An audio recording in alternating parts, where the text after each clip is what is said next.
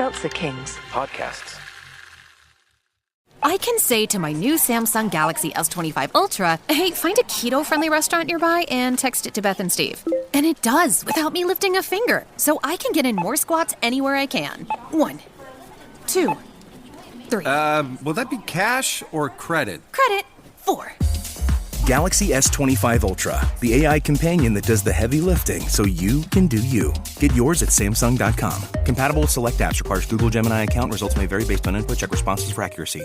Do you think you could help find someone for me? Who? My father.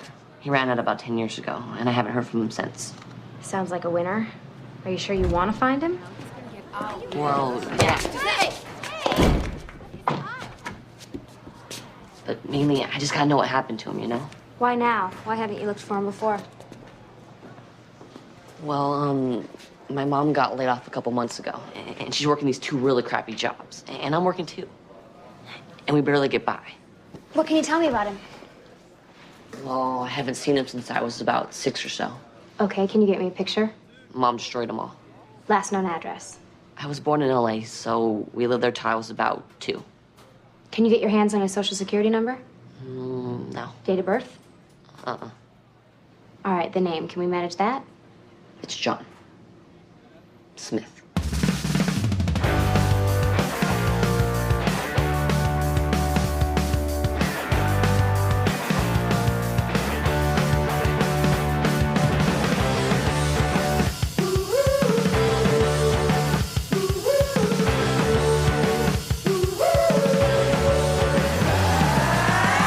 Hey, what's going on, everybody out there in podcast listening land?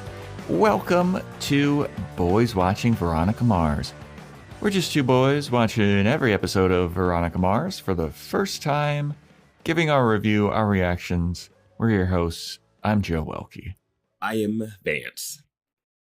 And today, we bring you a very special episode of Veronica Mars, where we learn the importance of not judging a book by its cover and why you need to be taking your antidepressants.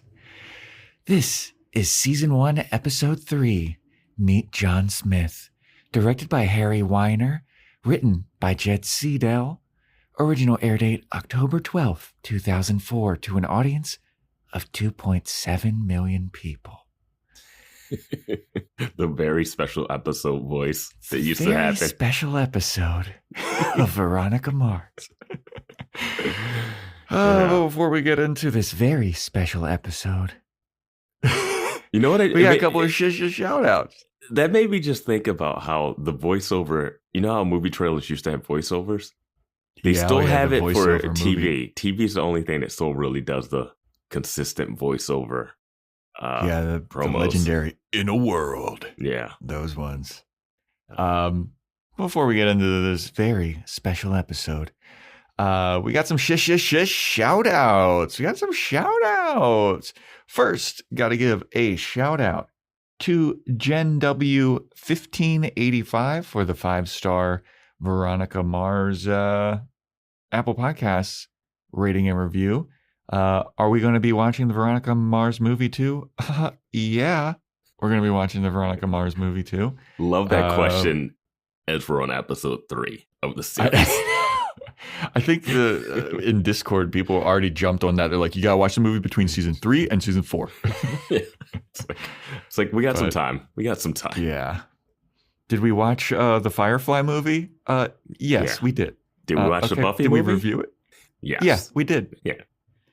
So don't worry about it. We're going to get to it. It's going to be fabulous. But yes, thank you for the 5-star rating and review on the Apple Podcast. We also need to give a shout out to our homeboy, a ride or die for life, producer PK, aka Paul. Paul sent us some stuff from the wish list. Paul, thank you so much. I cannot wait to destroy Vance in Mario Kart 8. I cannot wait to destroy him, even though I haven't played a Mario Kart game in probably 10 years. It's been a while for me too, and I know I'm going to be rusty. Yeah. Oh, I'm going to be flying off that rainbow road, baby. Yeah. Get that cloud helicopter ready for me. But thank you, producer PK. You're the fucking man. And a pop socket. Love that. Not going to be dropping my phone in the toilet. If you want to get a shout out, Apple Podcast 5-star rating or review, Spotify 5-star rating, take a screenshot of it, send it in to us, get something off the wish list. That's that. Join our Patreon, patreon.com/boys watching Buffy. We're covering Dollhouse, and I gotta say, I said this on Discord. I know that not everybody that listens to this is on our Discords, which you should be. Join our Discord. Link's in the show notes. I've been forgetting to say that. Link is in the show notes, people. Yeah. If you want to join the Discord, that's where to find it. Or just fucking reach out. We'll send it to you. But the easiest way, link's in the show notes. But we're doing Dollhouse on our Patreon. I think that is my favorite podcast to do. I'm loving Veronica Mars. Don't get me wrong. But the weekly freakouts. We're 2 episodes in. And it's just... This one's got a real deep quote unquote this week. But yeah, check out our Patreon. We're also doing Romy and Michelle's high school reunion this month as our movie in the movie tier. So we'll be doing that. We also just did a crossover episode with the Bradshaw boys, who do a Sex and the City podcast. It's very similar to Boys Watching Buffy, but they did Sex and the City. We both had a little crossover episode where we reviewed the 1987 movie Mannequin. It's on this feed. It's like probably the one right before this episode. So if you want to check that out, it's a good time. Yep. Yeah, that's Mannequin starring James Spader, Kim Cattrall. Good time. Interesting movie. Very bizarre movie. Yeah. An 80s cult classic for all the 80s reasons. Yes, absolutely. I think that's it for all the plugs up top. I'm going C4 today. I got the creamsicle C4. Yeah, I don't have the C4s. I'm going white peach Zoa. I need it. I don't know why. I was telling Vance before we started recording. I fucking did not. I am tired as hell. It makes no sense. I slept well. DC4s always hit though. So that's why we went with the strategic choice of the C4. So Vance, meet John Smith. What were our predictions for this? I said that it would be something to do with identity fraud. No, I'm not. It's something. Okay. And I said that we get another Troy Duncan looking white guy, which we did not. No, we did not. Yeah. I'm starting to be able to tell them apart. I did have a moment where I wasn't sure. I think there was one part where I just wasn't sure what was happening. Yes. Yeah. There's one part where I was like, which one is it? Yeah. It's in the middle of the episode. Yeah. Yep. And you said that Veronica has Troy go undercover as John Smith. No, that definitely didn't happen. You said maybe it's something to do with Pocahontas.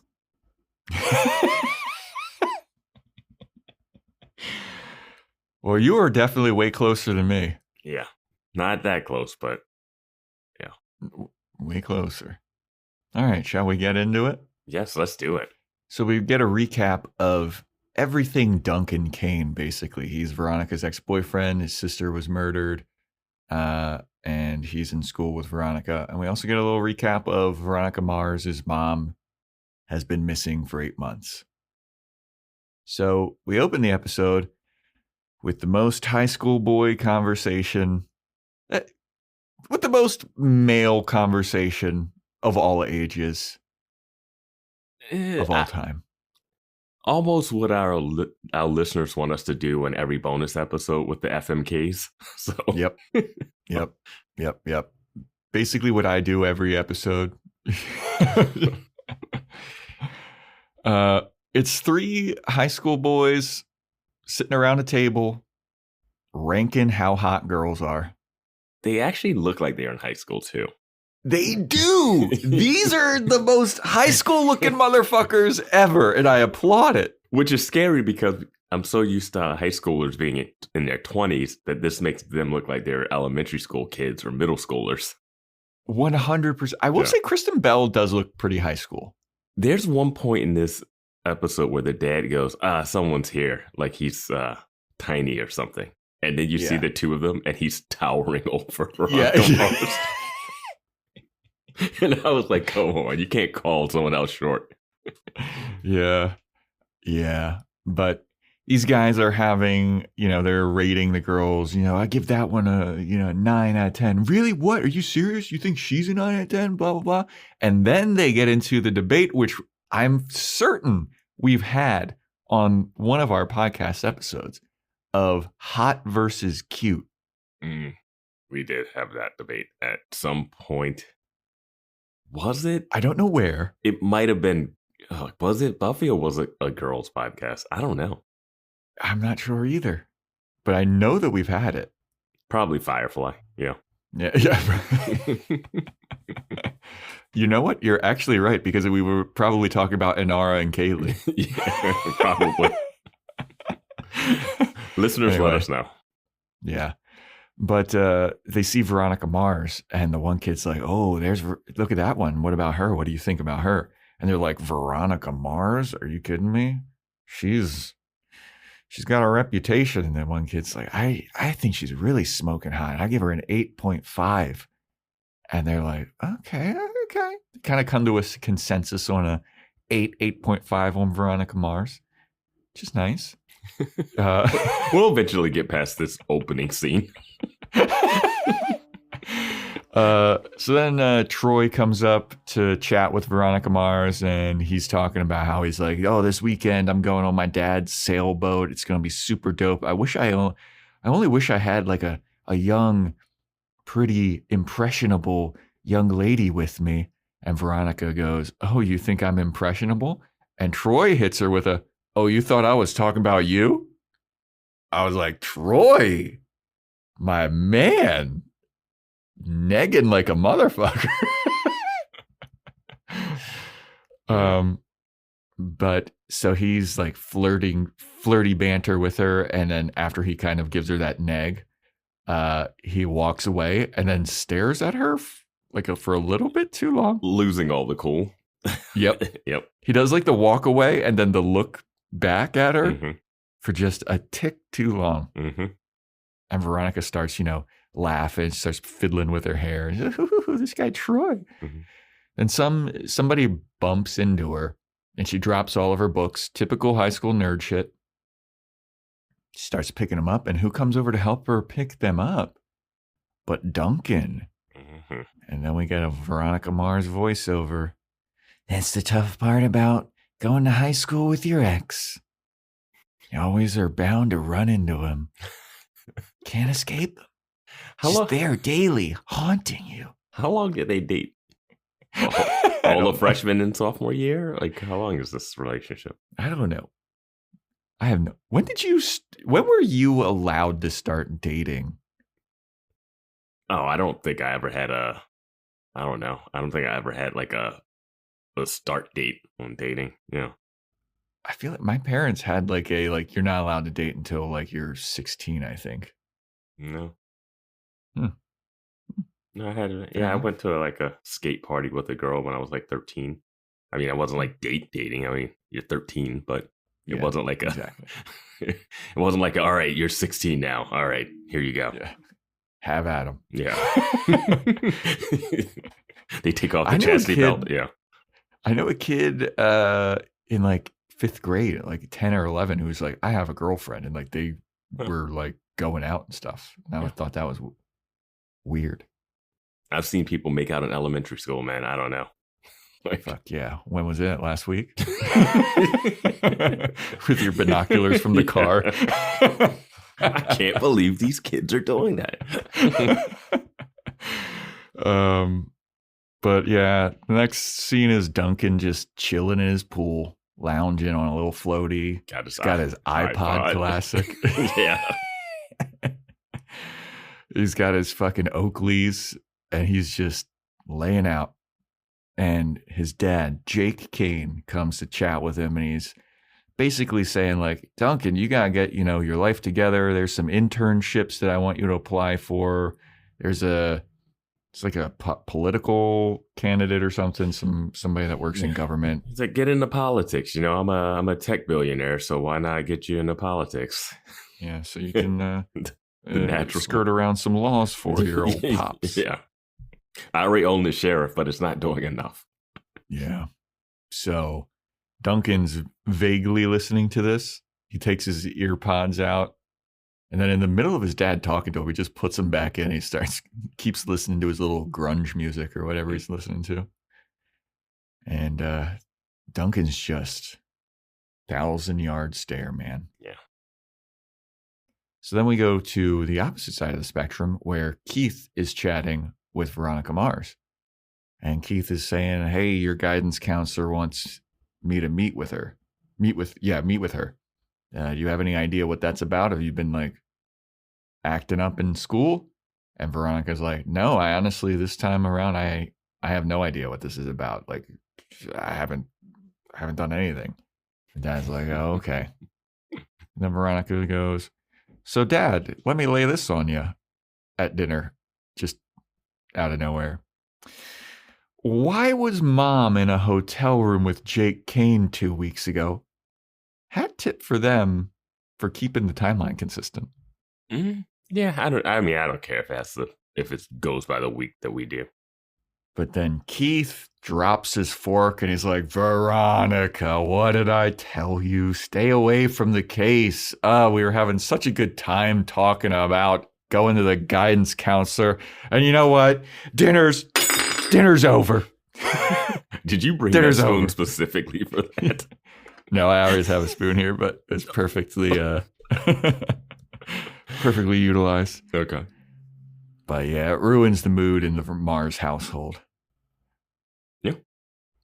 I like that Veronica's holding them to it, though. Well, I'm glad that storyline had to come back from the beginning. It little questionable that she found the folder, that like safe full of all the evidence against the dad, but still was talking. Like, I don't know what he thinks he has on him. Yeah, but that's Veronica Mars. She hasn't told him. She hasn't told him about the timeline thing, about the car with Lily and the traffic light. Yeah, she has not. Yeah. Well, she can't trust her dad now. She's got to investigate the shit on her own. True. So then we go to Jake Kane at the dinner table with Duncan and Duncan's mom, who looks so much older than everybody in this scene. I was like, is that his mom? Damn. She looks really old. Then in a later scene, she is a fit lady. But anyway. All right. Duncan's mom and dad are having a conversation about Duncan. His lack of passion. He's just like he's not pushing himself. I feel like he's not passionate about anything. And Duncan's just sitting there looking at his glass of water, just silently staring. And the mom is like, dude, relax. He's in high school. Give him a break. Like, he's still figuring some shit out. His sister just died. Cool it. The weird thing about his parents are they talk about his sister dying as if that's not their daughter passing away. Yes. They should. Well, they also are having this conversation about Duncan right in front of him, like he's not even there. Yeah, I mean, that's film stuff. I mean, even the way they frame it, where he's center frame, where they're talking on the opposite ends, like Citizen Kane style. But the fact that they don't seem to be like torn up about their daughter, who they found murdered on their property. Yeah. Right by the pool that Duncan was just lounging in. And apparently by an ex-employee. Yeah. Like, Jake Kane has no feeling of like, fuck. Like, and the mom's like, it's it's been like the dad's like, it's been enough time. Like he's got to move on. We got to live, But it's been 2 weeks. Yeah, their reaction to it is like, why are they not feeling some way? Yeah, that is odd. Mm-hmm. Wish Keith could have saw this. Instead, he's like rubbing the back of his head on the interrogation, like, that doesn't add up. Yeah. But we go back to Veronica, and Veronica's like, all right, you know what? Since the mood is ruined at dinner, I'm going to the library. Then I go back to Duncan, and Duncan's like, you know what? Since you guys are talking about me like I'm not even here, I might as well not be here. I'm going to Shelley's. And they're like, okay. So then we have a dream of Veronica Mars hooking up with Duncan. And she wakes up and she's like,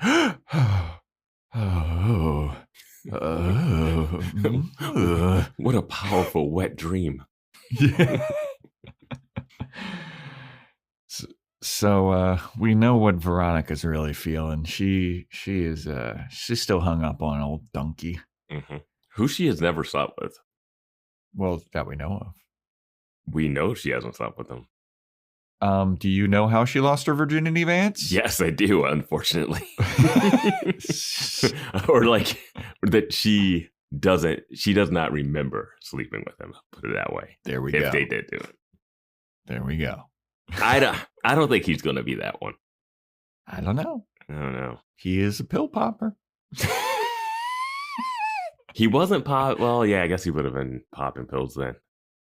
Yeah. Maybe. Yeah. And then we get to the thing that we didn't talk about last episode. Yes. Come on now, sugar. Bring it on, yeah. I fucking love that song. It reaches an octave that hits the ear a little, not to my liking. You know what, Vance? Fair criticism. Fair criticism. Like I'm in it. I'm on it for the beginning. I'm fine. And then once that like high pitched squeal kicks in, I'm like, it's like nails on the chalkboard for a minute, and then it kind of levels out. It's not even like the like it's just the falsetto vocals. Mm-hmm. Like the guitar hits like a to like get you into it. It's like, come on now, sugar. Yeah. I guess if you listen to the like full song, like it's really bassy. Yeah. And the guy's like, a long time ago. Yeah. We used to be friends. That part I'm fine with. I don't know, man. I like the chorus to me slaps. But I totally understand. It gets to like that Dumb and Dumber level of like, what's the most annoying sound you've ever heard? And he's sort of like that squeal. So I'm like split on the song. I can get liking it, but that for me hits an octave that just, yeah. Fair. I can accept that and completely understand where you're coming from. Doesn't stop me from enjoying it. I don't like I knew exactly, because, obviously they're not going to play the whole song as the theme song. I knew exactly where they were going to cut. like to leap to the chorus and then come out of it. Yeah. The first time I heard it last episode, I was like, oh yeah, in the chorus, boom, and fade out, boom. But yeah, Dandy Warhol's "We Used to Be Friends," great, in my opinion, song. Vance, a little lukewarm on it, seems like. Yeah, it's just better than the Firefly theme song. It's hard to top that. That crossed over in so bad it's good territory. I don't know. It became like a meme, I feel like it became a segment on our podcast, so I don't know. Yeah. It's there.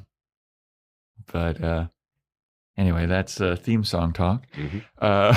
We go to a video store where this kid that was rating women earlier in the episode is talking to this lady about how much he fucking loves Kevin Spacey. And boy, did this age poorly.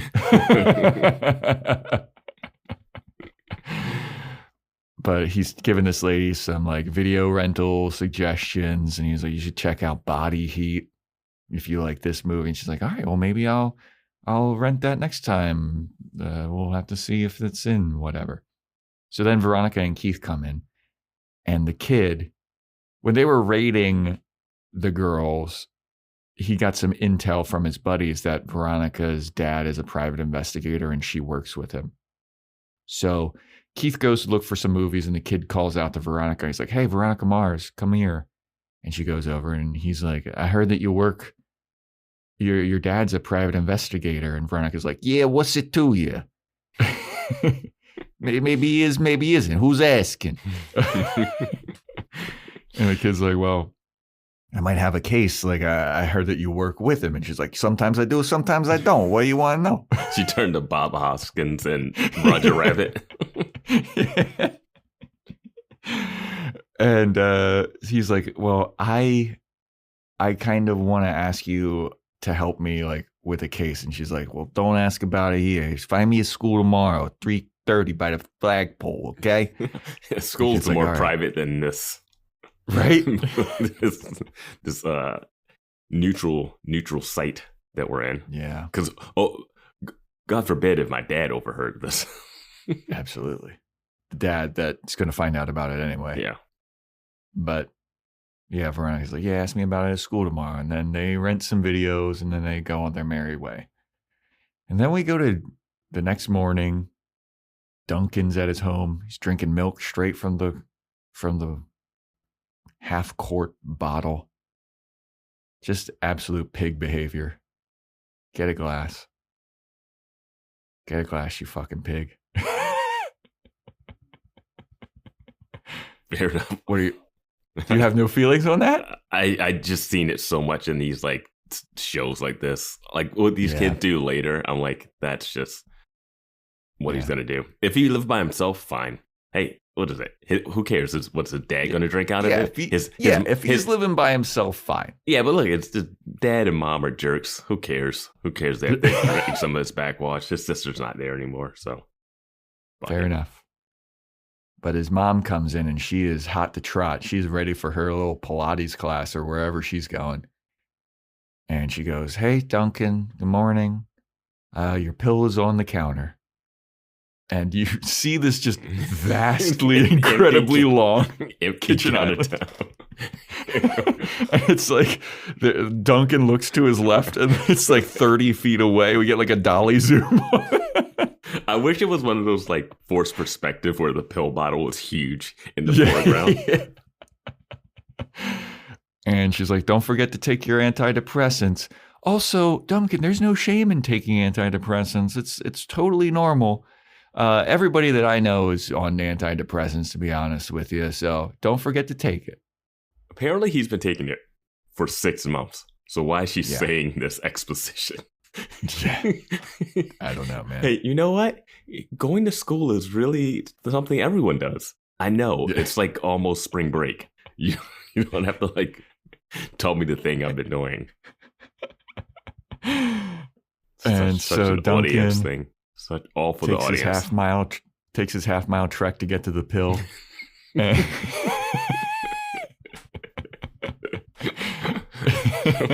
he gets it, and he looks at it. He starts bouncing it in his hand. Yeah. And then when his mom turns her back, he just throws it down the sink into the trash compactor. Garbage disposal. Garbage disposal in the sink. And he watches it slow motion rattle around in there, and he has not taken his antidepressant today. Yeah. Cool. And so then we go to school the next day, and Veronica sees Duncan, and she's having like a little like hallucination. She's having like a little weird like tunnel vision. Everybody's moving in fast forward type of moment because she saw him, and we all know she had a sex dream about him, or at least a little fooling around dream about him. And the thing that snaps her out of this crazy hallucination tunnel vision thing is Troy bumps into her, and then she's in her stupor coming out of it, he's like, oh, hey, sorry, I bumped it. Didn't see you there. Veronica just goes, hey, let's go out. And Troy's like, finally, she comes to her senses. It's been a week. Yeah. Finally, I mean, good for Troy. He's sticking with it. But so then we see Logan and Duncan hanging out. And Logan's like, so did you and Shelly hook up last night, Duncan? And Duncan's like, yeah, I went over. We may have done a little bit of something, but she's a talker. And Logan's like, I fucking hate when women talk. It's the fucking worst. Yep. And Duncan's like, yeah. Remind me why I'm friends with you? But then Duncan just starts like sweating profusely. And Logan looks at him. He's kind of like, hey, man, are you all right? And Duncan's like, yeah. Here, hold on to my backpack real quick. I got to go do a movie trope for a second. He walks into the bathroom. And he splashes some water on his face to get a grip, Duncan. Yeah, this happens after Logan gives Duncan shit for Troy talking to Veronica. Yeah, which I get for the show, but I don't get thematically, or I don't get why these characters would care so much. Like, Logan doesn't want Duncan to be with Veronica Mars, so why is he like, hey man, your boy, he's with your ex? Like, you know that one that we've ostracized? Veronica. Yeah. He's talking to Veronica a lot. Well, how are you feeling about that? It's like, yeah, what? Yeah, I don't know. My mom made me break up with her. Yeah. And I don't like it. And then put me on pills. So yeah, I forgot about that. But yeah then Duncan splashes some water on his face. I thought he was going to go to the bathroom and do a different drug or something. The splashing water and coming out, I was like, wait, that's it? Because he was down bad and he came out and he was like perked up. And I was like, wait, water? That's why you got to stay hydrated. Yes, by splashing it on your face. That's I'm sure a little bit got into his lips. But yeah, he comes out of the bathroom. He's a new man. Yeah. Logan's like, you feeling all right? And he's like, never fucking better. And then they see Veronica Mars shoving that little kid at Esther at the video store. She shoves him into the women's room. Which is, I'm calling that her office now. Because this is the second scene she's like had in there. She keeps pulling people into that room. That's the interrogation room. There has to be a better spot. Especially with your reputation. I've only seen her drag guys into the girls' bathroom. Yeah. They need to have like one of those overhead spotlights that she can have in there. Yeah. It's like that's like her interrogation room. Right. Dude. It's like an Easy A situation. Like, you keep seeing her come out of the bathroom with these guys. You're like, what are we doing, Veronica? This is how these rumors start. Not a good look. No. I guess Veronica's kind of already like, whatever, I already have this reputation. Who gives a fuck? I just, there has to be another spot. I thought they were going to use the photo room. No. But, so Veronica shoves that little kid into the women's room, and then Logan and Duncan see it, and Logan's like, man, she is one weird chick, huh? But they're like, yeah. So Veronica brings the kid into the girl's room, and she's like, all right, so what do you want to know? What did you have to ask me? And the kid's like, I don't think I should be in here. And this kid's name is Justin. Yeah, I called him kid for so long. Same. Yeah. But he's like, I don't think I should be in the girl's room. And she's like, you said you wanted to talk to me privately, and nothing more private than this. Didn't she say meet me at school or come find me at school? And then she's like shoving him into the bathroom. He's going to tell all of his friends, like, you saw that, right? Yeah. 8.5. Yeah. In the bathroom, baby. But so she's like, well, what do you want to know? What do you need me for? And and Justin's like, well, a few years ago, my dad went missing, and I was wondering if you could help me find my dad. And Veronica's like, all right, kid, what kind of information you got about your dad? And kid's like, he left when I was like 5, right? I don't know. It doesn't matter. He left when he was like a really young kid. So he doesn't remember much about him. And Veronica's like, all right, do you know where he lives? And the kid's like, no, if I did, I wouldn't need to fucking come to you. She's like, all right, do you know the last time you saw him? It was like 15 years ago. You know, have any pictures of him? You know any of this stuff? And the kid's like, no, I don't know anything about my dad. My mom like erased his history, basically. All I know is that his name is John Smith. And Veronica's like, fuck. It's the most common name. Yeah. So she takes the case. She's going to try and help him. Meanwhile, we have Keith going to meet with Veronica Mars's counselor. And Keith is like, hey, what's this all about? Like, is everything okay? And the counselor's like, yeah, everything's fine. Veronica's a good student. Teachers seem to like her. Everything's cool. But we did notice that there was a dramatic change in her attitude and behavior in the last year.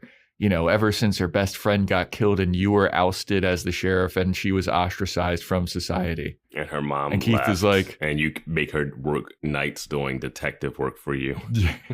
And Keith is like, yeah, that'll happen. I loved Keith's reaction. Just like, yeah, she's had a rough year, dude. Yeah, she's going to have an attitude change. Yeah. But the counselor's like, I mean, I'm just a little concerned about her. Like, and, you know, I know that you're a single father. She might need to talk to like a woman or something. And Keith's like, I got this. I can handle this. Don't you worry about it. She's like, I can chat with her if you want. And he's like, nah. Yeah. Kind of dismissive. Yeah, and then Keith walks out and he sees Logan. He's like, women, am I right? And they high five. Oh, God. And then Veronica shoves Keith into the girls' room. What did you meet with my counselor about?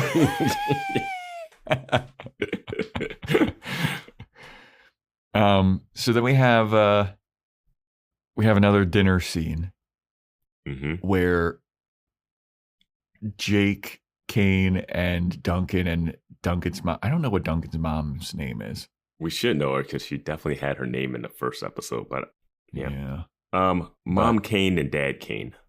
Yeah, Mommy Kane, Daddy Kane. Big not Daddy to be Kane. Confused with Danity Kane. Big Daddy Kane. Big Daddy Kane. There we go. They're talking about how maybe Duncan needs to get a life coach. And then out of nowhere, Duncan just snaps and he stands up at the table and he goes, I want to make a toast. And they're like, oh, okay, son, sure. And he goes, I want to make a toast to Molly. And I was like, oh, is that what he did in the bathroom? Same. I was like, okay, now I get it. I was trying to piece. I was like, was Molly around in 2004? Molly was around, but it was still called ecstasy. Yeah, that's what I was like trying to figure out. And so he's like, I want to make a toast to Molly. And the mom is like, our dog that died 6 years ago? And he's like, yeah, sure. Yeah, making a toast to Molly. And they're like, son, I know that was you love the dog, but you got to move on. I mean, we're over your sister's death already. I mean, you're still worried about the dog. And Duncan goes, to Molly, the best friend a man could ever have. And he chugs his water and he just walks out of the room. I thought he was going to break the glass or slam the glass or do something. This is just... A him, a little something. It gets to a point where you're like, oh, something's going to happen here. And it's very anticlimactic. Yeah. The dog angle, too, was just... For what we find out later, for what they're probably trying to do in the scene, I think they could have pushed a little further or found another option. Yeah, I was thrown off with the Molly thing because then I started to go into like, what was it called? Was it called Molly back then? Because that bathroom scene was strange too because he splashed water and felt better immediately. Yeah. There were a couple of like little fake outs in this episode where I was like, oh no, this is not where that's going. But I definitely caught on to the big reveal thing though. before. Really? See, I did not at all. Yeah. They really telegraphed it pretty hard in this, actually. Oh, okay. Yeah. Maybe I'm just not as media literate as Vance Tucker. I watched a lot of TV. Fair enough. So then we go to Justin talking to his little high school buddy about I hired Veronica Mars to look into the disappearance of my dad. And his buddy is like, yo, didn't your dad die 7 years ago? She's not going to be able to find him. What are you talking about? And Justin goes, well, that just means that she's going to have to spend a bit more time with me, I guess. And I was like, oh, is he doing this to hook up with Veronica Mars? Of course he is. Yeah. So we go to Veronica, and they're at the Mars Private Investigation Office, and they're working on this John Smith case. And she's looking up all the John Smiths in the area. And then she's sending letters to each of them about how their son got a scholarship or something like that. And the one that will write back would be like, oh, he doesn't live here anymore. He got a change of residence, something. And that's how they can figure out who the dad is. Very clever plan. Keith even gives his kind of kudos to it when Veronica tells him. He's like, I want to say that I'm proud. And I am proud, or whatever he says. Yeah. I was like, okay, that's pretty clever. It's a lot of work. 440 letters. Oh, yeah. And Keith, this is a scene where Keith meets Wallace. Yep. And he's like, oh, who are you? And he's like, oh, I'm a friend of Veronica's. This is Wallace or whatever. Yeah. Yeah. He's like, man, I thought we had a new client, but whatever. Yeah. So then Keith is like, all right, well, I'm going to go into my office. You kids have fun doing your private investigation. So then Keith goes into his office, and then Veronica asks Wallace to do her a favor. She wants to get her permanent record from the office. And Wallace is like, oh, okay, yeah, sure. That if I get caught, that won't get me expelled. And Veronica's like, it's just my permanent record. Come on, dude. I just want to see why my counselor wanted to meet with my dad. Mm-hmm. So that's what that little mission's going to be for Wallace. Thank God this kid is an office aide. Yeah.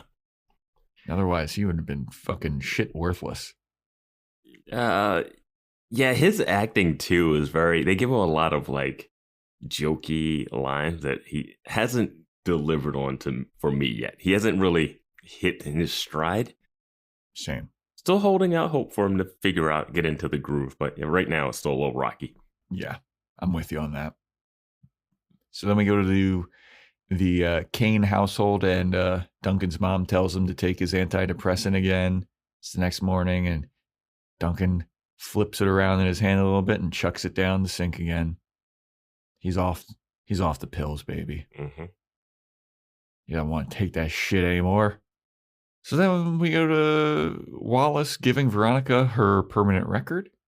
And he's like, whoa, did you really call your teacher a jackass? Whoa, this teacher loved you. Oh. And it's her kindergarten teacher. And Veronica's like, does it really go back that far? And they're like, yeah. So Justin shows up.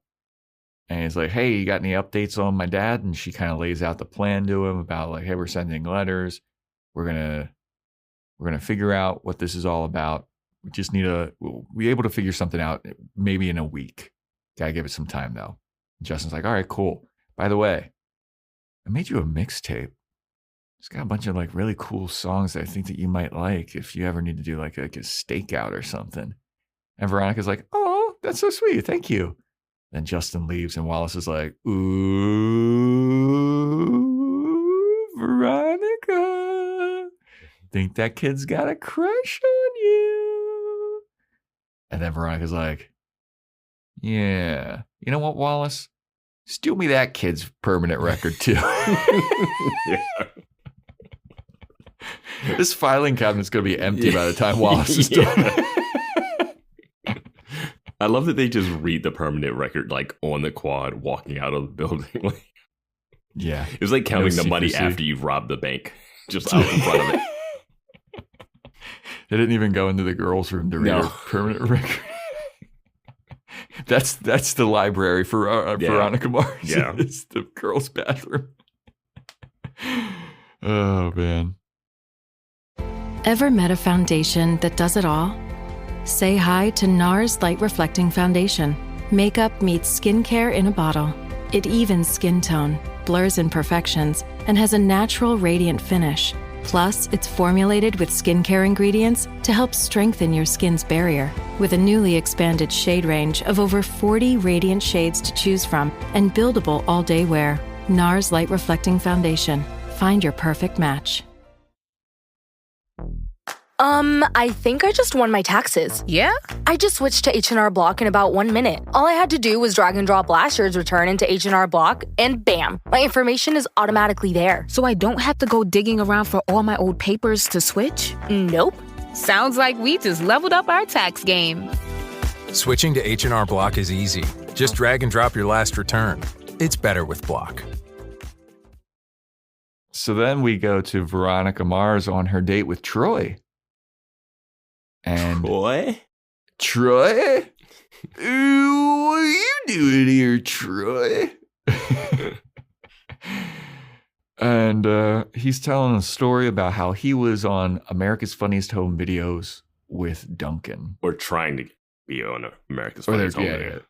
Yeah, because they did a prank where he was wearing like a shark fin or something. He was swimming in the ocean.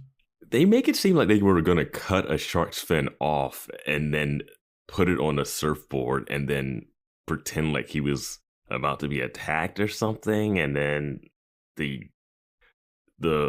like lifeguard on the beach or something had a gun and was about to shoot at the shark. And then Duncan stopped him. And Duncan was like, wait, it's a prank. It's a prank. Yeah. And Duncan saved my life that day. You know what you shouldn't do on a first date? Is start telling stories about her ex. Yeah. And how good of a person he is. Does Troy know that they dated? Do you think he has to? Even if he doesn't, he's seen her look at him. Yeah. He was there when they needed to go to the beach last episode. I guess so. Yeah, I guess you're right. But yeah, that is a bad first date strategy, my dude. Mm-hmm. And then Troy does what might be the best first date strategy. Okay. After this hilarious anecdote gets Veronica giggling and all this stuff, Troy leans into Veronica and he goes, you know what? I'm starting to not like this song. And they're at like a diner that has those jukeboxes at the table. Yep. And he just pounds on the jukebox. Kind of like he's expecting it to do like a Fonzie, like it's going to change the song. Yeah. And it doesn't. And then he looks at Veronica and he goes, if that would have worked, I would have expected sex. And Veronica goes, if it would have worked, I would have given it. And then he pounds on the thing again. And I was like, what is happening? Nothing about telling a story about your date's ex, then having a burst of violence towards the machine, then saying, I expect sex. And it all works out just perfectly. It's so funny, man. It's so funny. Yeah. But so then they leave and they're all giggly and flirty. And Veronica, he's like, hey, can I see your phone really quick? And they like gets her phone number or whatever. Or he puts his phone number in her phone. Yeah. Yeah, there you go. And he's like, hey, if you ever need a late night booty call, there's your number. Nope, the line is way worse. Okay, we're not doing quote unquote. We're not doing quote unquote. But if we were. He says, it's now booty call enabled. Date over. That is awful. Well, you don't like a little bit of this white boy Riz? It's now booty call enabled. Oh, that's so cringy. But Veronica is very charmed by this. Everything he does is charming. Yeah. So he walks her to her car, and she's like, all right, well, I'm going to head home. And Troy's like, okay, cool. And then he goes in for the smooch, and Veronica backs off. And Troy's like, okay. Well, and he shakes her hand, and he's like, well, a good day to you, milady. He does like a weird, like, yeah, a curtsy. And Veronica's like, fuck, man. Oh, man, this is awkward. She's not saying that, but her face is like, oh, I'm sorry that this is awkward, but I'm just not ready for the kiss yet. Well, I got more like lingering sad face from her. It wasn't as much of like, I feel bad that I did this to him, but more like, I still want to do this. I felt like she got that after Troy left and walked to his car.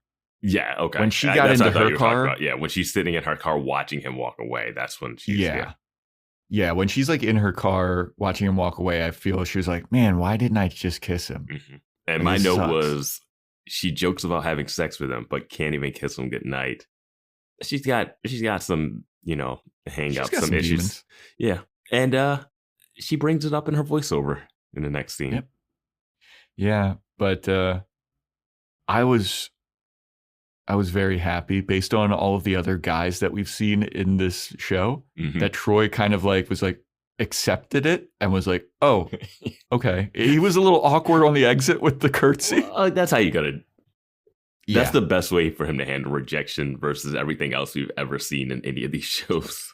Yes. So yeah. But yeah, Veronica is kind of like when she's around Troy, I feel like she was kind of like sorry, like I feel bad about this. Then he walks away, and then she's kind of like, why didn't I do that? And yeah, her voiceover, she returns home, and Keith is up, and he's like, how was your date, little missy? And Veronica gives him a snarky fucking, oh, the conversation wasn't that great, but the sex was incredible. And Keith's like, hey, that's not funny to say to your dad? And Veronica's like, I thought it was super funny. Like, I'll go to a hotel room and pretend you got knocked up so we can get something. So we can get the details. But this crosses the line, Veronica. Yeah. So then she goes into her room, and her little voiceover is kind of like, yeah, why didn't I? Troy's got it all. He's got a brain, devilish charm, good looks. Why didn't I kiss him? What's going on with me? And then she has another dream. No, this is where I got confused about what the fuck was going on. So I thought that Veronica, like, she puts a pillow over her head because she can't believe she didn't kiss Troy. I thought that she went to sleep and was dreaming about hooking up with Duncan again because this is the same kind of car situation. Yeah, that's what they want you to think. But it's actually happening, and it's Duncan hooking up with, I'm guessing, that girl Shelly, and he calls her Veronica. But when Duncan pulls away from Shelly, she looks exactly like Veronica. So I was like... it was definitely a different girl. I could not tell the difference. I went back and watched it 3 times because I was like, is that what? Because he calls Shelly Veronica, and Shelly's like, what? Yeah, I thought she looked different. They definitely want you to think it's the same thing from earlier. So that's fine. Duncan just chuckles about it, though. He's not like, oh shit, I just called you Veronica. He's just like, I was like, what? Yeah. And this happens a lot in TV where people are having sex and they call out the wrong person's name. They were making out, and he somehow is calling her Veronica. Your mouth is doing something else. Like, I don't think anyone's like kissing and then. If he's on her neck, you can take a breath and go, oh, Veronica. Yeah, the way it happened was just like one of those inorganic ways. Yeah. It was minor nitpick, but yeah. They just wanted to fake us out and think that he was hooking up. Basically, they wanted to be like, what's wrong with her? And then we go, oh, what? Duncan's actually thinking about Veronica too. Oh, we got a Bella, Jacob, and whatever, and Edward. Yeah. Situation. Just we got a Spike and Angel situation. We just want another love triangle for these high school girls. Yeah. But next day at school, Wallace gives Veronica Justin's permanent file, and Veronica looks at it and she goes, "Oh, what the fuck?" He pooped his pants in 3rd grade. That stays on the permanent record. Fuck. So she goes up to Justin with his permanent record and she slams it down in front of him. And she goes, "You want to explain yourself?" And he's like, "What? What is this?" And she goes, "It's your permanent record. Read this to me." And he goes, "Justin has a lack of blah, blah." He says something unrelated. And she goes, "No, further down." He goes, "Justin's very lovely in kindergarten. He seems to be adapting well." And she goes, "Keep going." Despite his dad being dead. And Veronica's like, "Why the fuck are you wasting my time? Not only did you waste my time, you owe me $150 for postage. I sent out 400 fucking letters because of this." Why are you taking this job? It's not even like, that's a lot. She's put a lot of time and effort into this. And money. Yeah. $150 to a 16-year-old? Yeah. That's a lot. That's many trips to the mall. Yeah, her dad was just happy that they could have steaks for dinner, and she's spending all the steak money. Yeah. That's so many Auntie Anne pretzels. Yes, it is. So many Orange Julius's. Wetzels or Auntie Anne's. You know the mall out here has both of them in it? The one in Glendale? Yep. I love that it has both. Yeah. Because they're the same thing. They're the exact same thing. They're the same greasy, delicious pretzel. They're so fucking good. That mall has 3 Wetzel's pretzels. I know. They have 2 kiosks and a brick and mortar. Yeah. And then they have the brick and mortar Auntie Anne / Cinnabon. Yeah. It's insane. Yeah. I love it, though. Auntie Anne has the superior lemonade, though. Wetzel's pretzels, but I mean, I've had some terrible Auntie Anne pretzels. I have yet to have a bad Wetzel pretzel. Wetzels are greasier, I would say. Yeah, they're real buttery. Yeah. I love eating them. Worst part about it, the smell of the butter sticks in my mustache. And I just walk around smelling that fucking butter all day and I don't enjoy it. You don't have a mustache right now. Yeah, I know, but when I do, I don't always have a mustache, but when I do. You said it as if you are constantly mustached up. I always have some kind of scruff, some kind of 5 o'clock. Whatever, man. Fuck you. Anyway. I will not let you besmirch the pretzels of America.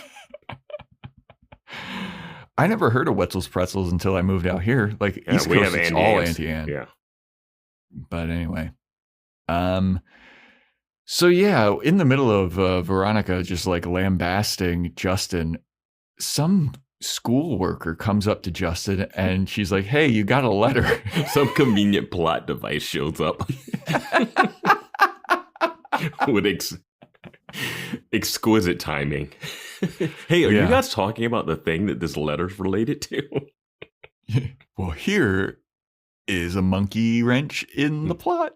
She gives him the letter, which, you know, obviously would go to the school and not to his home. Yeah. And obviously would be hand delivered during break. Yeah. The one time that you wouldn't know where Justin is, he's not in class. We couldn't find his permanent record, so we didn't know what class he was supposed to be in.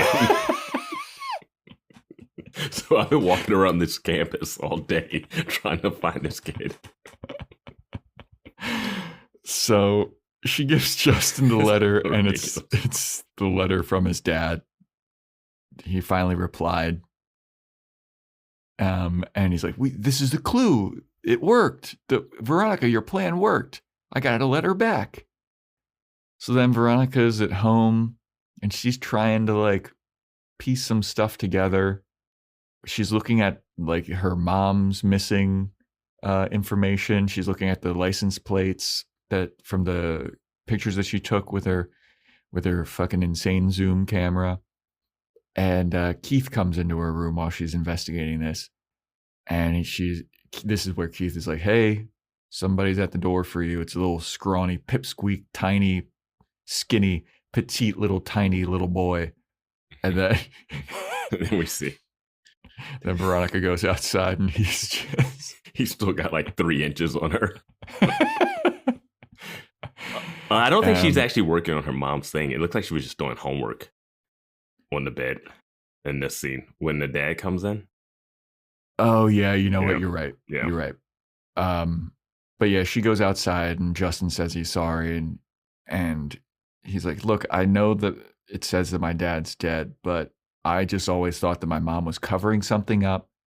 I don't think he's dead. I still want to find my dad.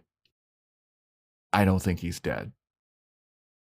And the guy's like, all right, fine. My favorite thing about this scene is that Keith, the way they frame this with Keith in the background while the door's open and he's awkward. And it's just so there for him to awkwardly look over and react to the parents lying about what happened and stuff. So it's so on the nose, man. Yeah. Like it's really no way he's like working in the kitchen counter, the door's open and she's talking. Yeah. The person's shoving people into a bathroom to have conversations. Just like, no, yeah, let's have a talk about your dad being alive now with the door open. Yeah, Keith is just in the kitchen doing that. Like he just has a towel that he's just like shuffling. Yeah. Then his ears perk up. Mm-hmm. Huh? Then doing sad. Like the bartender, like drying off a mug. And that sad look of like, oh, this relates to our situation with the mom. Yep. Yeah. So Veronica, this is where Veronica goes to her room and she's doing some more research on Justin's dad. And Keith comes in and he's like, hey, I heard about Justin and I just want you to not think that your mom is a villain in our story. And Veronica's like, why wouldn't I think that she's a villain? She left out of nowhere. And Keith is like, oh, don't think that though. And Veronica's like, I'm going to think that. She left. She's burdening you. I'm very interested in how they try to redeem this mother story. Well, I also love that Veronica tells him, like, I pray every single day that she comes back and we can be a family again. And Keith is like, oh, okay. He likes overacted. Wait, did she say that here? She says something like, I pray every day that she'll come home. And Keith like drops his head. Yeah, and then like closes the door. Yeah. And then closes the door, slowly slinks out. And I was like, oh, so you still don't want to talk about like what the fuck she was doing here? You just want to say she's not the villain? Yep.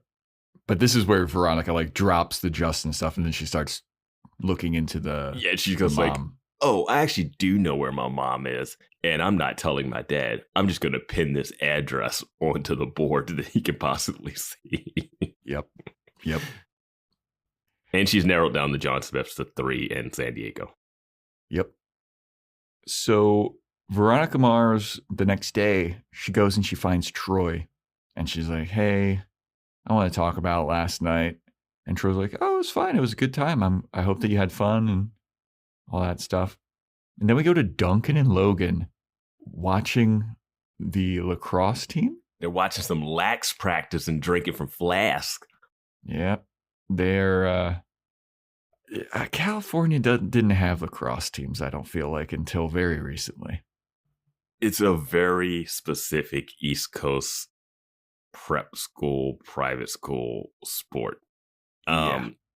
Also, I don't know if that's how they do it, but the way that we would probably be doing drinking on school campus would be like a bottle of Fruitopia or Lipton Brisk with some vodka in it or something. It would be a soft drink that has, we just wouldn't be openly passing a flask around that says, hey, you're drinking alcohol. It would definitely be some like bottle of some type of juice or something, like a Gatorade bottle and some vodka or something. I've never drank in my life, and I know that's what you do. Now, you put some fucking Jack in a Pepsi bottle. Yeah, if you want to do this here, because you got to show the audience that they're drinking booze, they take the flask out and they pour it into something, and then they close it up and they start passing it around. Yes. Yeah. I know that this is the case because my sister did this and she had it in a Pepsi bottle and I drank it and I expecting delicious, refreshing Pepsi. And it was and you got an even more delicious treat. I spat it out so fast. I was like, oh my God, what's wrong with this Pepsi? Good old 13, 14-year-old Joe. Yeah. Anyway. But yeah, they're drinking They're passing around the booze, and Logan makes a comment to Duncan about how Troy must have hooked up with Veronica because they see them walking around or something. And he's like, oh, your boy Troy, he's getting close with Veronica, probably doing some hanky-panky. And then Duncan's like, you know what, shut the fuck up. You know what, we're all a bunch of guys on bleachers. It's a lovely day out. You know what this calls for? Summer loving, having a blast. Before he does that, though, he takes the flask and then does fake kung fu voice. And I'm just like, I do not like this Duncan. Like, there are two Duncans right now that we get, and I don't like either one of them. One is emotionless robot shell of a person, and then the other is this manic. Oh my God, this awkward. The summer loving was just, I don't know which one's worse, the summer loving or the can you take it away from me, like doing the kung fu Chinese accent, the Asian accent. If you can take this away, you will become the master, or whatever he's talking about. And he's actually like trying to do the Karate Kid like leg up stuff on the bleachers. Yeah, and then he bursts into Summer Lovin'. Mm-hmm. And then one of their crew just randomly is like, hey guys, check this out. He just commits suicide. He jumps off the railing. And you're like, what is happening in this show? Are all of them off their antidepressants? We just see them all dumping their pills down the drain. We're going clear. But dude, this kid, he just goes over to the edge of the bleachers and does a backflip off of them. Mm-hmm. And all of them see that and they're like, oh, holy fuck. That guy just killed himself. And they all run over. And it turns out that he landed on some like tackling pads or something, or safety pads or crash pads. And he's just laying there with his hands behind his head. And he's like, ha ha, got you guys. Yeah.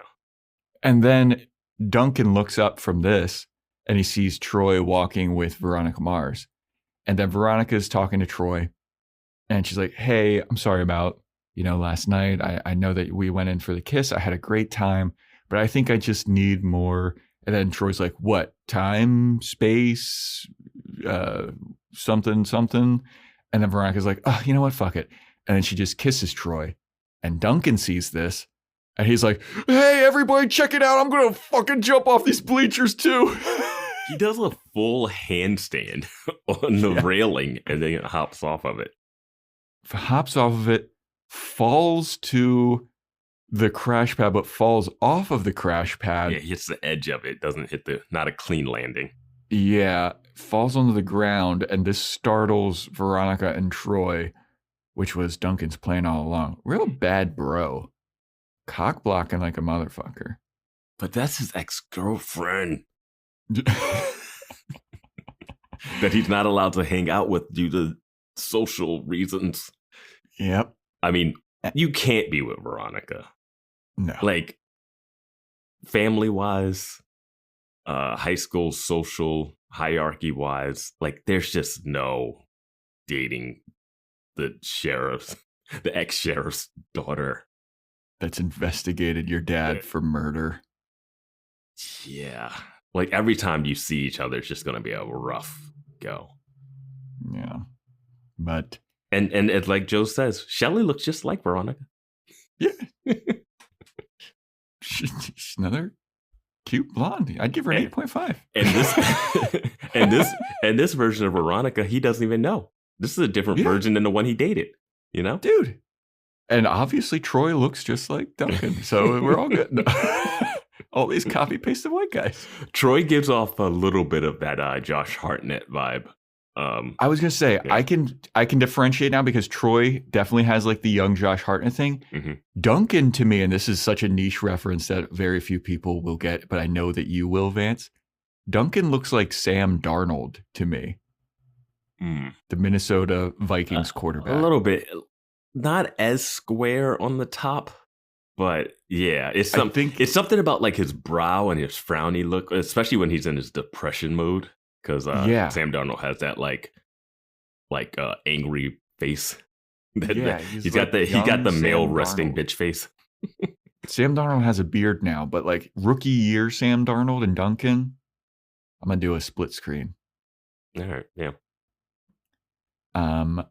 But yeah, this distracts Veronica and Troy, and they run over to Duncan. They're like, "Oh my God, are you okay?" And he's like, "Ha ha ha, I'm killing it." And the back of his head's bleeding, and Veronica's like, "You need to go to the hospital, dude." I do love that Veronica pushes Troy away and runs over to cradle Duncan.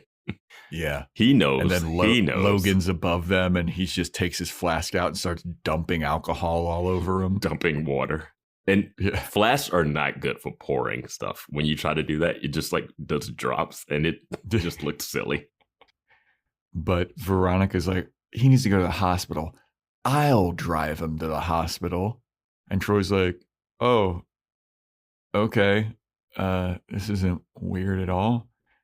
You weigh like 80 pounds wet, Veronica? You sure don't want me to help you carry this guy to the hospital? I don't know why they just wouldn't like tell the school nurse or something. Like, why is Veronica and risk getting on your permanent record? True. Yeah. I mean, this is going on Duncan's permanent record, if anything. Not if they get him to the hospital soon enough, and the dad pays off the doctors. True. You know what? This is definitely going on Veronica's because trouble follows her everywhere. Yeah. Where's that vice principal? I know. It's been a while. Maybe he got his head bitten off by a fucking... that's a reference from fucking 2 years ago on our podcast. But Veronica's driving Duncan to the hospital, and Duncan starts to ask her, like, remember how things used to be? Wasn't it great how things used to be? Remember how things used to be? And Veronica's like, no, shut up. You're concussed. You're seeing this green screen background. Oh my God, that's terrible. It looks so bad. Dude. It's bad. Every one of Veronica driving is bad this episode. Yeah. But then Duncan's at the hospital, and the nurse is like talking to them, and she's talking to Duncan. She's like, you want your girlfriend to stay here with you? And Veronica's like, oh, I'm not his girlfriend. And Duncan's like, yeah, I want my girlfriend to stay here with me. I was disgusted by how happy that made Veronica when she heard that. Yeah. The look on her face, she was like, he called me his girlfriend again. I was like, oh, Go man. with Troy. I was like, man, this girl's, she's in it. She's in a bad spot. But then Jake shows up. With the worst jacket ever. This is bad billionaire fashion. Yeah. But he's like, oh, hello, Veronica. Seem to keep running into you. She's like, hi. And he's like, thanks for taking my son to the hospital. Veronica's like, okay. Yeah, of course. And he's like, all right, well, I think I can take it from here. You don't need to stay here with Duncan. And she's like, okay, fine. So Veronica leaves. Is this leaves. how Troy felt when I told him not to come to the hospital with me? I don't like it. But then Duncan's doctor shows up, and he's like, well, look at the x-rays. You're fine. Nothing, no concussion, no nothing. Just a little stitch. You need to get stitched up, and you'll be good. And then Jake is like, Duncan, now why the hell were you jumping off bleachers? What's the matter with you? And Duncan's like, I don't know, man. Hey, you know what? Can I get a moment alone with my doctor for a minute, Dad? I want to talk to him. Oh my God, is this how Veronica felt when I sent her away? Everyone just having those realizations of like, this doesn't feel good. Jake is like, oh, yeah, okay, sure. Okay, son. So Jake leaves the room. Then we go to Veronica driving around. She's going to take pictures of Justin's suspected father. And Justin's working at the video store, yada, yada, yada. So then we go to Duncan talking to his doctor. Well, in this scene, Veronica calls Justin and asks him like how the dad looks, and Justin's at the video store and like dealing with like customers. The lady with the tape thing is coming back from earlier, and he's like, I don't know, my mom cut all the pictures up and stuff. And then we go back to Duncan. Yeah, Duncan's talking to his doctor about going to cold turkey off the antidepressants, and the doctor's like, you know, that's a bad idea, my dude. Maybe you shouldn't do that. And Duncan's like, what? Why? And doctor's like, I mean, you could have fucking hallucinations. People report having like crazy vivid dreams. Like, it's a lot when you go cold turkey off this shit, man. Like, maybe you should reconsider that. I mean, you can do it, but like this could go on for weeks, maybe months. I like that the doctor didn't say, hey, we could wean you off of it. There was no talk about how to get off of it. It was just like, you can't do that. Yep. There's got to be lower the dosages, half a pill, 3/4 of a pill, like work your way down. Yeah. No. Just stay on them. All or nothing. Yeah. And that is a very important lesson, ladies and gentlemen. So then we go to Keith, once again, meeting with Veronica Mars's counselor. And he shows up. This scene, and,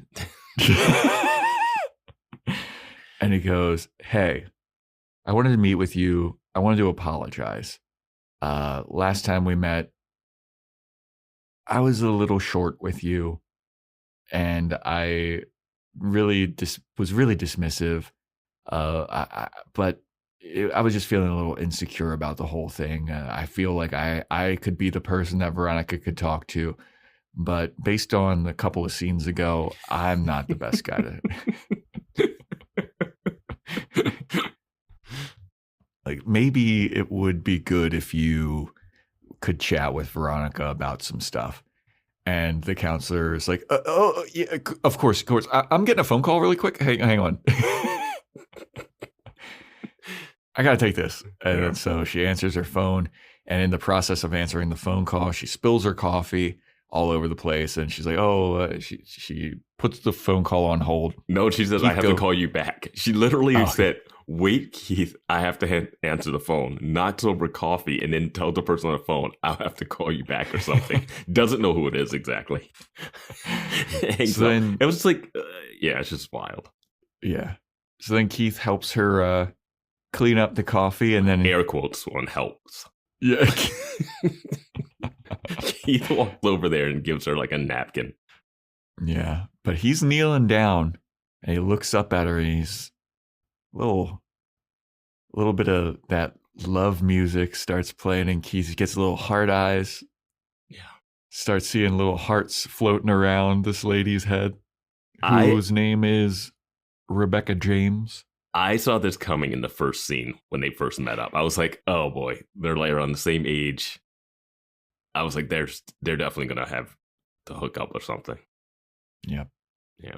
And they have a little like, oh, this is so awkward. Spilled coffee. She spilled a whole thing of coffee too. It wasn't like a little mug. It was like a lot. Yeah. A Venti. Yeah. Venti Starbucks, baby. Yeah. So then he's like, okay, yeah, thanks. Sorry again.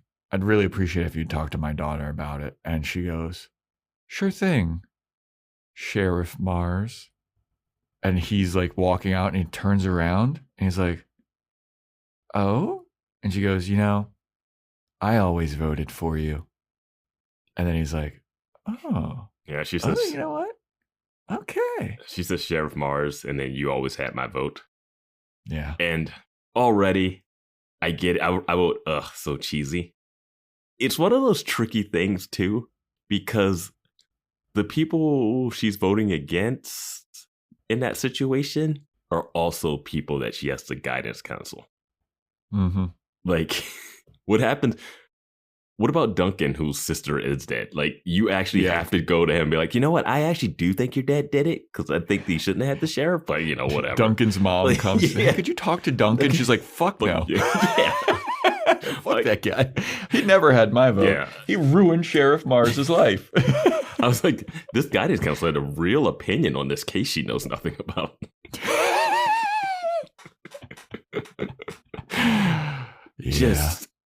And I mean, it was just once that happened, I was like, all right, just have them hook up already. Like, my God. Yeah. But they made sure that Keith Mars saw the cup from where this guidance counselor lady got her coffee from. He saw the stamp on the cup and was like, oh, okay, she goes here. I'm a private investigator. / stalker. I can piece this together. She must get her coffee from this place. We're so close to my hot take.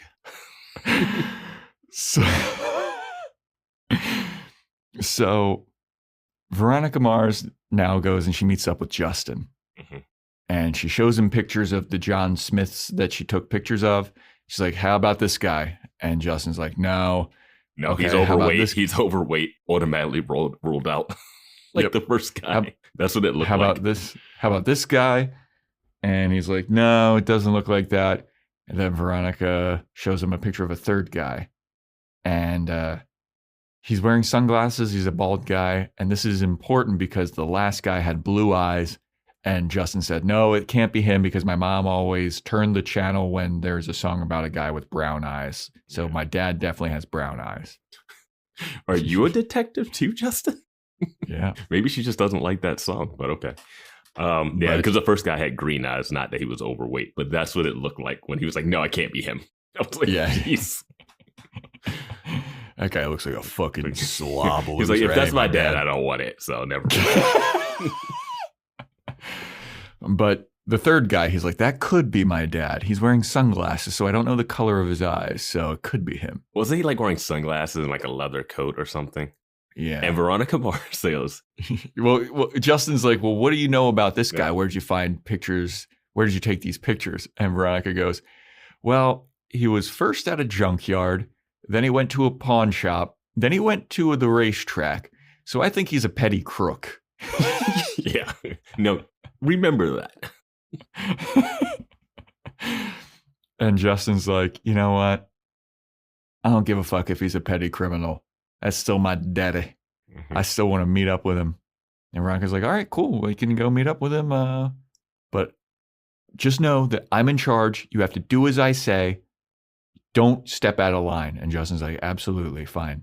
Whoa. And then Justin's like, also, I went through the pictures that my mom had of my dad. Here's what I found. Yeah. And he gives her the pictures, and all of them have like X-Acto knifed out the face of the dad. Yeah. And but she's like, you can see his hand in this one. Yeah. But he does say that his dad was obsessed with cars. Mm-hmm. That's one thing that he knew about his dad, or Veronica susses out. She's like, oh, this is a 1967 fucking Chevy Nova. Yeah. He must have been obsessed with cars. Yeah. I do love in this scene that Veronica doesn't want to drive the 90 miles back, the 90 minutes, I think, back to San Diego, where she took these photos. Like, she's doing a lot of legwork. But then Wallace goes, give the kid a break. And I'm like, the kid who lied about his dad being missing and dead? Yeah. Who, at this point, we still think that he might just be doing this to hook up with Veronica Mars? Yeah. He gave her a mixtape? Give the kid a break. He's just trying to get in your pants. You let everyone else is trying to get in your pants. You still hang out with them. You're driving them to the hospital. You shove them in the girls' bathroom. Yeah. Who knows what's going down in the girls' bathroom? Wallace will never be in that girl's bathroom. He better not be. The one minority student. Well, they had Chardo in there last time. Oh, yeah, that's right. Yeah. Chardo. Yeah.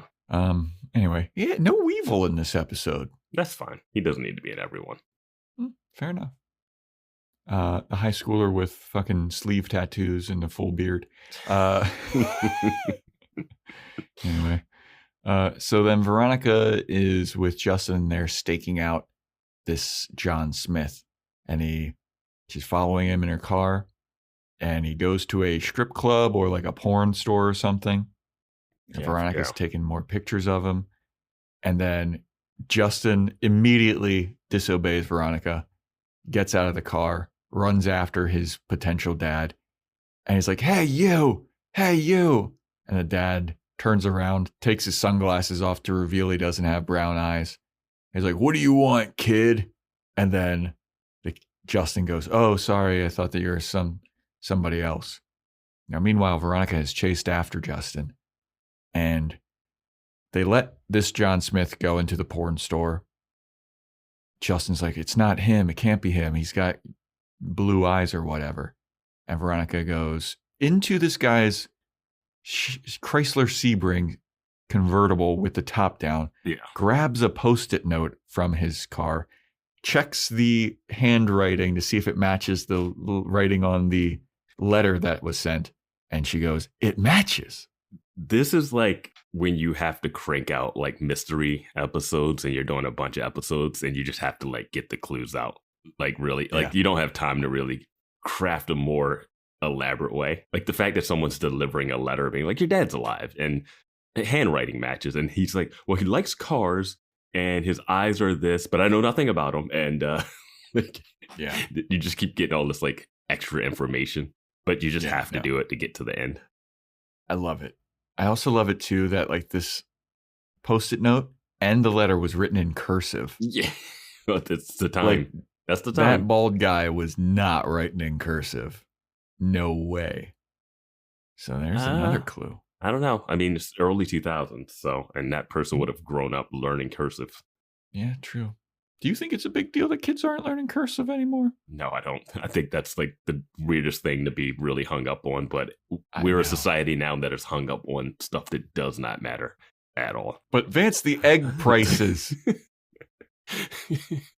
They're not training people to be phone operators anymore. Trying to take the Christ out of Christmas, Vance. Yeah. Back in my day. I don't know how to read my email, but I can write in cursive and sign a check. Like, no, it doesn't matter anymore. Times have changed. Text me this. Text me that. I remember learning cursive. I don't write in cursive. Yeah. I tried to write in cursive the other day. I think I lost it. I haven't written in cursive in so long. Just the signature. That's about it. Affected my life in no way. No way at all. But people want to be upset about it because, I don't know. You even know how to pray the rosary anymore? Anyway, it's the same handwriting. But then we go to Duncan. And Duncan's at home. He's chilling on the couch. And then he starts hallucinating Lily, Amanda Seyfried. As a ghost. As a dead ghost embodiment. Yep. Yeah. And she, like, cuddles up next to Duncan. And she's like, hey, Duncan, don't you think that this whole murder plot doesn't make any fucking sense? Wait, so not taking antidepressants makes you a better detective? Yeah, that's why Veronica's so good. She's not on any antidepressants. And Duncan looks down at her and he's like, wait, what?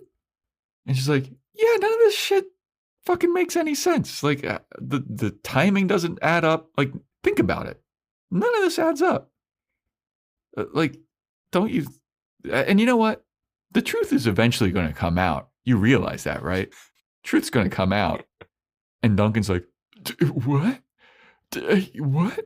And then Duncan snaps out of it. My favorite thing about this scene is that Duncan is watching bowling.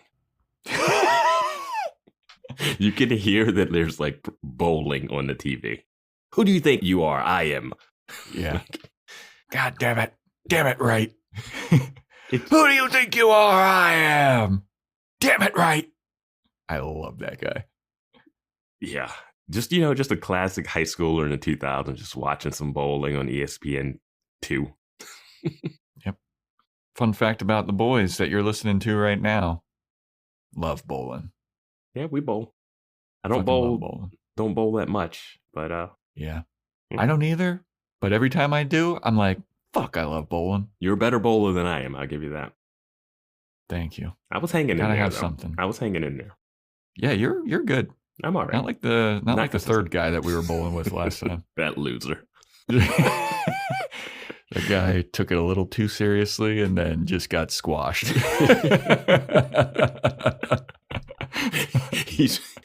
He does have more bowling experience than both of us. Yes. Yeah. It was funny because like he had a birthday party and we went bowling and I just dominated everybody there. And I think that he was trying to do the same thing at my birthday party where he was like, all right, I'm going to get revenge. And then he just got double squashed. Good times. But, okay. So now we have like this big confrontation. So John Smith goes home and Veronica Mars with Justin tailed him there. And then she parks and she goes, Justin, you son of a bitch, you stay in the fucking car this time. I'm going to do some investigating. Justin goes into her glove compartment. He's like, what's this? He starts playing around with her taser. And she's like, put that fucking down, you child. The fact that she didn't take the taser with her, really questionable for what she's doing. My big thought's coming, but yeah. Okay. So Veronica goes to John Smith's house. She's lurking around the outside. She peers in through some windows and Justin's still in the car and he's like looking around. He's still shifty-eyed and everything. Veronica then just breaks into this guy's house. She like lifts the window, climbs in, sees a car in like a garage. She's like, this guy was obsessed with cars, classic cars. This has to be some kind of crazy class car that's underneath of this like covering. Mm-hmm. So she goes in there, she takes off the covering and it's just some fucking lemon, like nothing too crazy. She's like, it's a Honda Civic, whatever. Mm-hmm. And then a guy comes in there. This is John Smith, right? It's the same guy that had the same guy that they just saw before. Okay. It's the guy they were tailing. Yep. Yeah. So he comes in, he goes, what the hell are you doing here? And she's like, and he's like, I'm going to fucking call the cops. What are you doing here?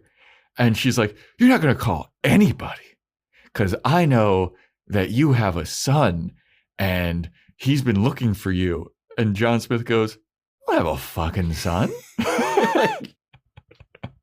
I love that's her defense to not call a cop. I broke in here because you have a son. I'm like, no. Yeah. And then we go back to Justin. Justin grabs the taser from the car and he heads out. Mm-hmm.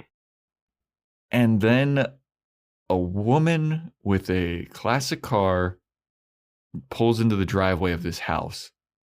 And Justin runs up to this woman. The garage door opens. John Smith and Veronica are seen. Justin runs up to this woman who's wearing sunglasses. And he runs up to this woman and he goes, Dad? And the woman takes off her sunglasses to reveal that she has brown eyes. It's the woman from the video store that we've been seeing throughout this episode. Mm-hmm. And the big twist is that Justin's dad is now a woman. Mm-hmm. Tackling the issues of today. I mean, this has already been a thing for so long. I mean, Dog Day Afternoon, Al Pacino, it's the whole point of that movie is he's robbing a bank so that he can have a sex change operation. Like, yeah. What is that, 70s? Oh, I don't even know. Yeah, I know. Like, so. Now, I saw this coming from the previous scene. Okay. And they kind of telegraphed it. Because one, we see that him at the video store talking to the lady. And I was like, all right, they had an exchange. Now, when I saw that lady a second time, and she was at the video store, I was like, okay, we're setting up some rules of three stuff here. And the timing was Veronica's in the car. She calls Justin and be like, hey, what does your dad look like? I don't really know. I never really met him, blah, blah, blah. And then you see that lady at the video store come up. And I was like, oh boy, that lady is definitely the son. This lady does not care so much about these videos the way she's acting. I was like, okay, that's going to be the dad. And I wrote it down. That's his dad. Good on you, man. They were setting it up. It was there. I didn't know what was happening because I thought that Justin was trying to hook up with Veronica. Well, I knew once he was, and then once he found out his dad was alive, that flipped the script. Yeah. Now, my bigger thought here, I mean, we'll dive back into the whole dad reveal. It turns out that this guy that they were tracking down was not a petty criminal. He's actually a parole officer. Yep. Now, my big thought is, I don't know if Veronica is a good detective because I think she profiles too much. And I based this off of last episode. She was so sure that Logan did it because 90% of credit card fraud is committed by a family member. So she was so locked in that it was Logan who was doing the credit card fraud that got Weevil sent to prison because of that. So she was locked in on him, you know? And on this one, she's like, I don't know. This guy went to a couple places. He's got a leather jacket. Obviously, petty criminal. And I'm like, where did she learn all of these instincts from? Did she learn this from her sheriff dad? Her cop dad? like fucking pig. They're just profiling. She does a lot of guesstimations, you know? Dude, lucky that she hasn't been investigating anybody black yet. Because... Don't worry, she'll get to it. Yeah, but no, I'm just saying, like, and I mean, I'm not even saying it based off of profiling, like racial profiling, just like profiling, start because like with the Weevil, the first time she was like, I think he's innocent based off of like knowing some stuff, but she was like, nope, 90%. Like if in her scenario with Lily dying, she's like, you know, most family murders happen by the spouse or something like that. Like she would be like straight up targeting that, like she would go by those type of logic. Yeah. And I don't know, it's been backfiring on her. Well, to give Veronica some cover, I will say she is new at this. For a high schooler, it's all right. I know. I'm just saying she's got to break this habit. I know we're only 3 episodes in, but she's got to break this habit. She does. We're holding her to a high standard right now, Vance. I think people have asked if she's a good detective on Discord or something, or like in pre-chat or pre-chatter. I feel like that's part of the. I think that's part of the discourse of the show. Is it one of those situations of like Indiana Jones? Like if he didn't exist, this story would play out the same way anyway, or whatever. Or is he actually a good archaeologist? Yeah. Or is he just a good adventurer? You know. Yeah. You know what? I'm just saying. I didn't say she isn't a good detective. I'm just saying the I don't know. Thing was good. The letter thing was good. No, that's something that's a good idea. She does eventually crack some cases. She's cracking cases, but you know, she's cracking something. Her first instincts aren't that great. Maybe I go against her. You know, and I know it's storytelling. They got to have a little. You find the wrong person and you go to another one. But you know, I didn't like her saying this guy has to be a petty criminal off the bat. Fair enough. Yeah, that's fair. Straight up. The guy's like, I'm a parole officer. She's like, oh, wasn't thinking of other alternatives. Maybe she learns from this though, you know? But how do you explain the porn store creep? The guy he was meeting ran the porn store. That's because he's a parole officer. Or worked at it. He said he worked at the guy, I guess you call them clients, but they're not really clients technically. He said he worked there. That's why he was going to that place. You sure he wasn't there to purchase Big Wet Latina Butts 37? No, he's with Justin's dad, mom. Yeah. But anyway, this guy is completely like all about, you know, like he's parole officer, open-minded, you know? Yeah. Then we got this closed-minded Veronica breaking into his place. Yeah. But Justin confronts his dad, like, you're alive? I thought you were dead. Justin's, I don't know what, it's not dad. Is it dad? I mean, I guess you can. For simplicity's sake, Dad. Okay. I don't want to offend anybody listening. But I'm trying to like not but because we've been calling the mom, you know. Yeah. So enough. just for simplicity's sake, we can do that. Yeah. But we're not.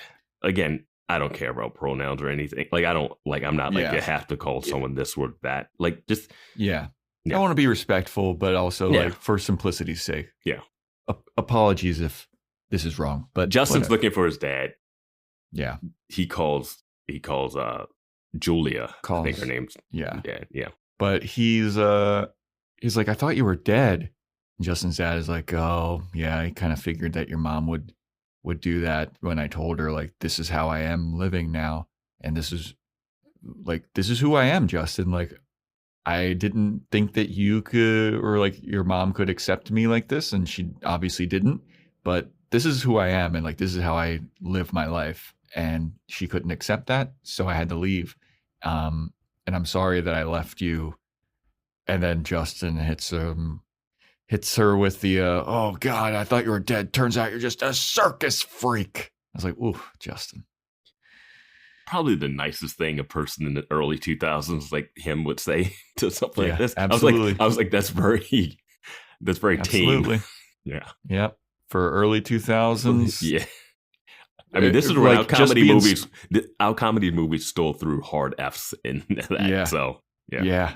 Just also like getting the cold ice water bucket of this realization. Mm-hmm. Yeah. I'll give Justin some grace. Yeah. Logan said worse things to people that have done less already. Absolutely. Weevil said worse things about Wallace already. but Justin's like, what was the deal with all the fucking trips to the video store? Like, what are you doing? Do you even like movies? And Justin's dad is like, well, I still wanted to like be in your life. I wanted to keep checking up on you and like make sure that you're good. And like, I still like care about you and I wanted to see you. That's where we have to cut to a shot of Veronica watching this and relating it to her own life. Yep. And Justin's like, Veronica, let's go. And he's like crying. He's all emotional. He doesn't know what to feel because it's a confusing thing. Mm-hmm. So they head out and John Smith, the other John Smith or whatever that guy's name is, he comes over and comforts Julia, right there. So I was like, all right. I mean, Julia found a safe spot, there in San Diego. Yeah. She got a partner. Yeah. Veronica goes, lovely to meet you all. And then they dip out. Like, who was that girl? So Veronica and Justin, they're driving home.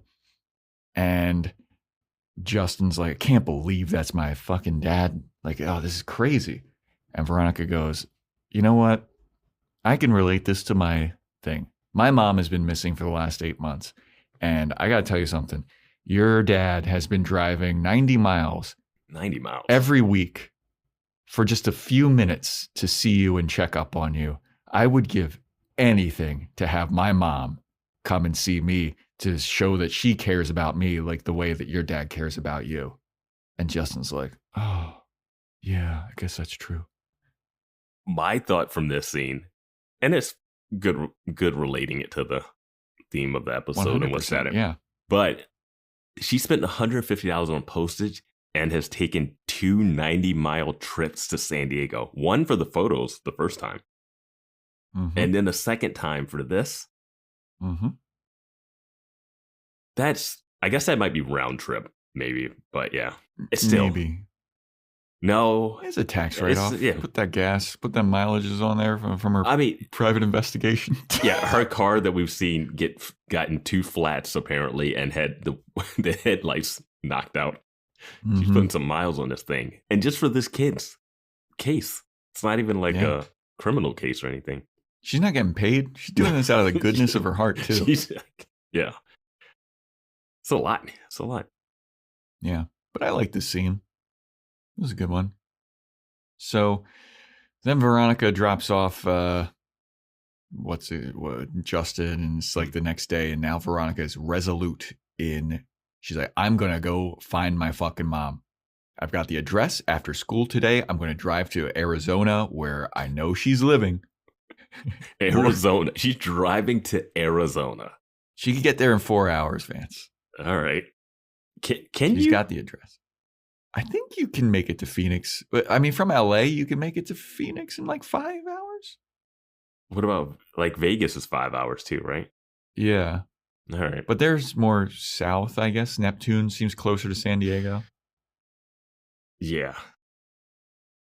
It might be closer. I mean, if you still got to go 45 miles to get to San Diego, it's they're still a little ways away. Maybe is Neptune a real place? No, I don't think so. Mm-hmm. Okay. Unless because there's that Neptune seafood place in Malibu, right? Like the Neptune seafood diner thing. I'm Googling, is Neptune, California? No, it is not a real place. Okay. Wait, so but Sunnydale's real, right? Sunnydale is a place. It's a name. Real. It's a name. I remember Googling, is it real? And I kept confusing it with Sunnyvale, which is near San Francisco. Yeah. And I was like, Sunnydale's by San Francisco. People had to correct me. I googled Los Angeles to Phoenix, Arizona, and it's 5.5 hours. Now Google San Diego to Phoenix, Arizona. We also don't know if she's in Phoenix. Did it say Phoenix on their little post-it? No, it didn't say Phoenix. It did say Arizona.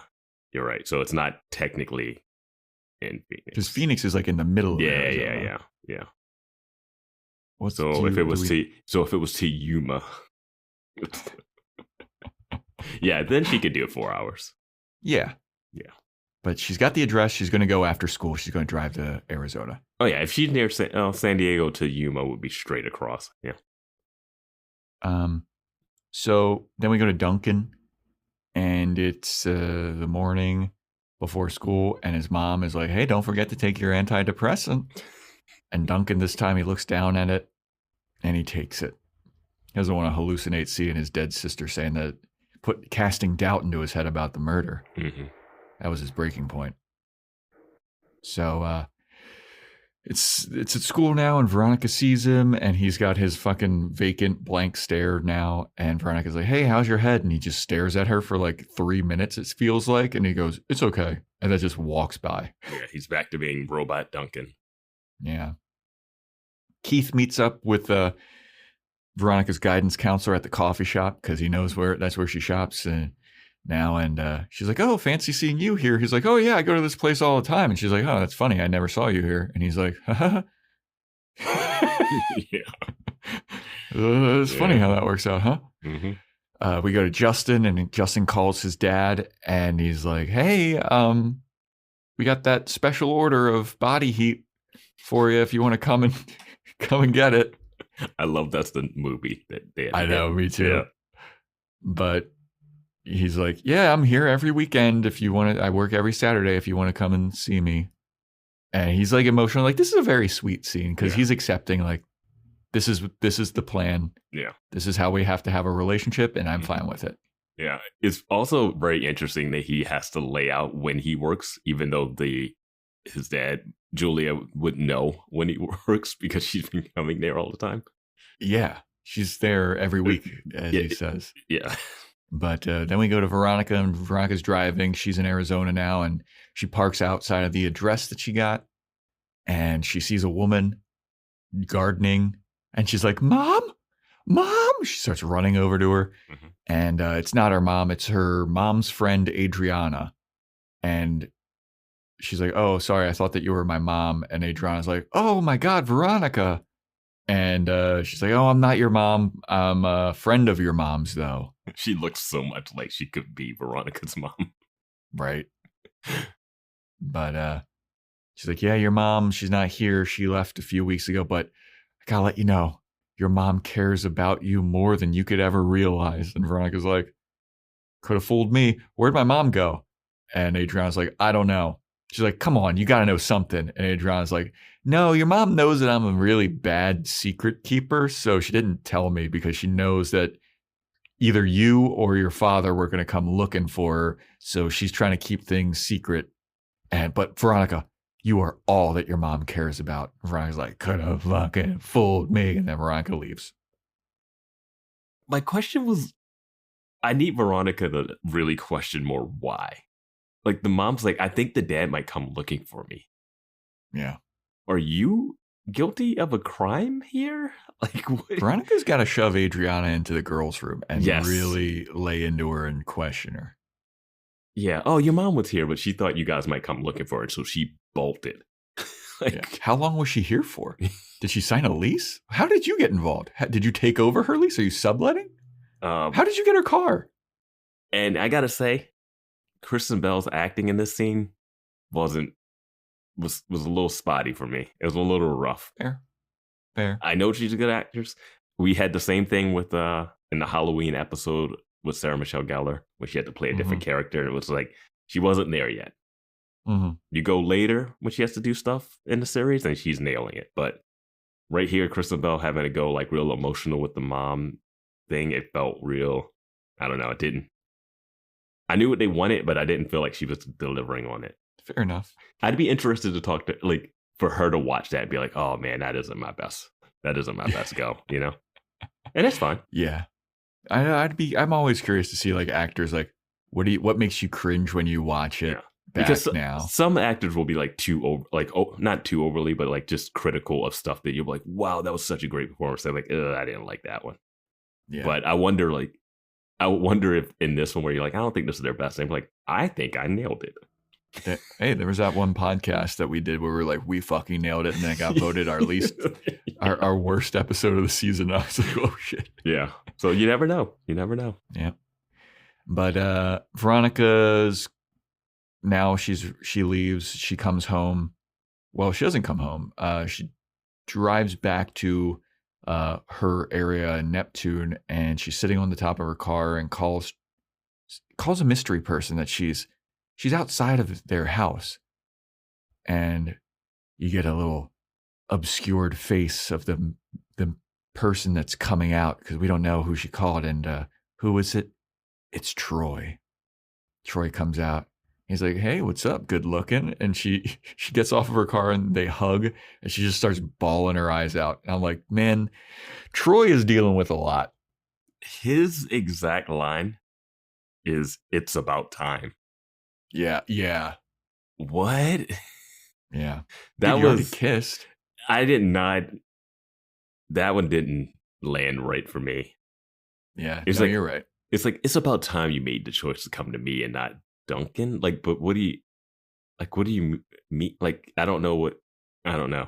My thought was just like, this guy is like, in the 2 weeks that he's known Veronica, like very much like what the principal said, trouble is following her around hardcore. And then he hugs her and she's like crying her eyes out. She has no idea what's going on. She's not in a good place, dude. Yeah. Give her some space. Give her some time. Yeah. But that's where the episode ends. I know what they're doing show-wise. You want the girls to have to like root for what guy they want them to be with, and this like love triangle thing. I kind of want her to lean on Wallace in this moment. I really want to build up that like friendship bond thing. Relate like his like family stuff. I want them to have a bond, and then like the relationship stuff to come out of that. But right now, like the fact that Troy is the person she goes to when she's down, this guy she's known for a date and some stuff, I don't know. And she's falling back on him because we've seen that Duncan is back to his robotic state. So if Duncan wasn't back to his robotic state and his like manic state, she'd be like torn. I don't know. I know what they're doing show wise. I'm just thinking like actual people wise and stuff. Yeah. You know what just flashed across my brain as soon as you were talking about like they need to have somebody to root for Veronica to be with and like have the love triangle. I was like, oh no, what if Troy is the person that roofied her at the party or something? Because he knows Duncan. I was like, oh no, if we're all rooting for Troy and then it turns out he's the scumbag. That is a way that you could get us to lean more onto Duncan. I guess we're not we're not fully against Duncan. I think we'll feel bad for Duncan once we find out what the mom said to him. The fact that they got him on antidepressants to like dull his senses. I just hate watching him act like a doll.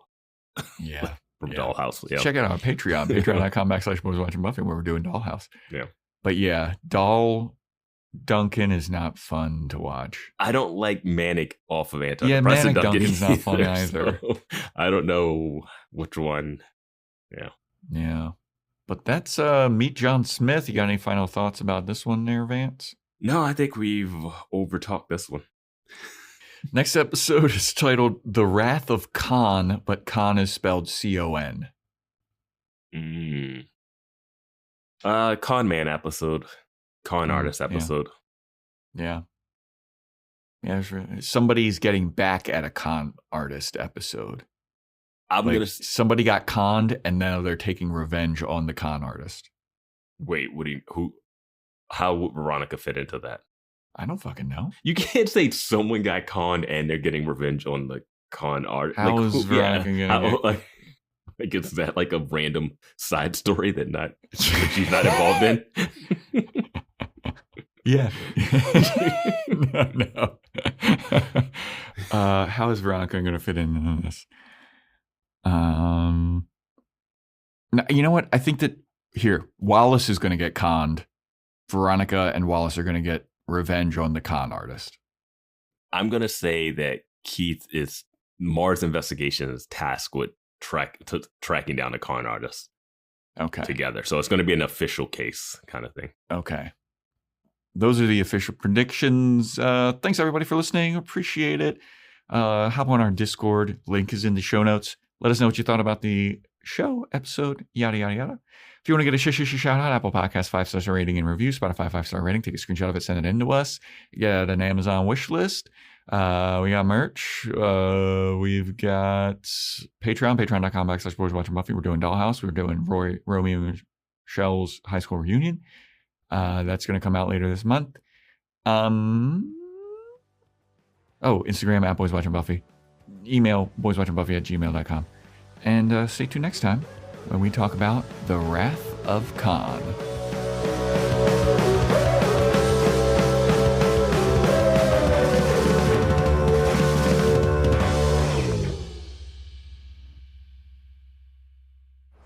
Jump in when you're feeling this, okay? Summer lovin' had me up last. What has gotten into you, man? Seltzer Kings. Podcasts.